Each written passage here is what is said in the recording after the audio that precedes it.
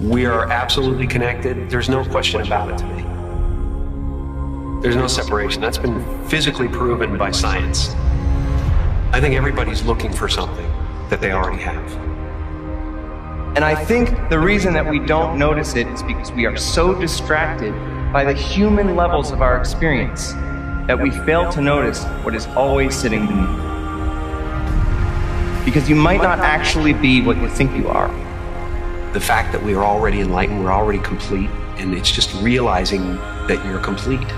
Once you realize you're complete, then this life and everything in it becomes a play of form. And yet the one thing that remains is this feeling of existence. I am remains. This feeling of I am. And what I find when I sit in that state is that what my identity is, whatever it is beyond perception. It cannot be perceived. Maybe I'm not a human being that has consciousness.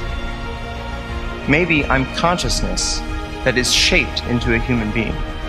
Einstein said that thoughts suffer from an optical illusion of consciousness.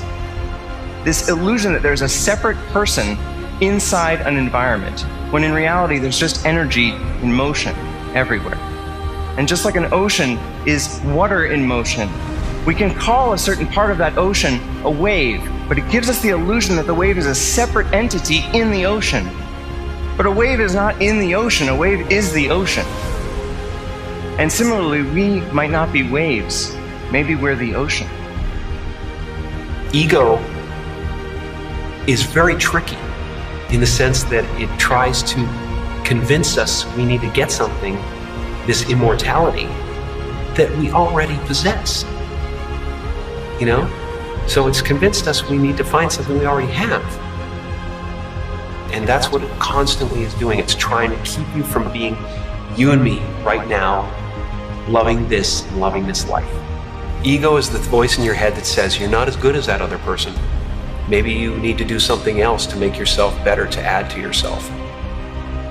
But if I realize directly that I am energy, and I realize that the body and the mind are a temporary manifestation of that energy, then I can fully accept the death of the body and mind as something that does not happen to me, because I was always energy and I always will be. And if I experience that directly, this voice in my head that tells me I have to do certain things in order to be fulfilled loses all of its power. At this very moment, I never have to listen to that voice again, and so everything in life becomes a game for fun, a play. I think this experience is so important and powerful that every religious tradition at its core has been trying to convince us of its importance. And if it's true, if the true end of all human psychological suffering is actually possible, it is the most important thing science could be studying. Maybe it's possible that within our lifetimes we could actually eradicate human suffering. And what would the world look like then if every single one of us felt complete, felt whole, and felt interconnected?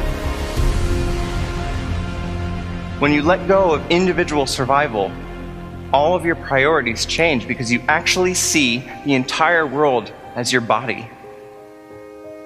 You see the suffering of others as your own suffering, and you want to help.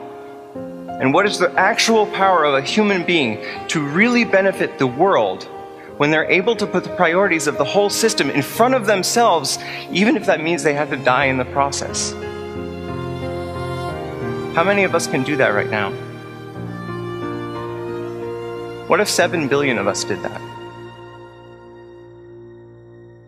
Maybe the one thing that keeps us from actually solving all of the other problems in the world is this persistent, flawed thought that we are separate from the world.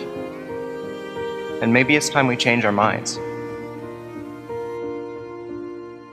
Enlightenment's where you are. You're completely, full and complete. And once you realize that, then there's nothing you need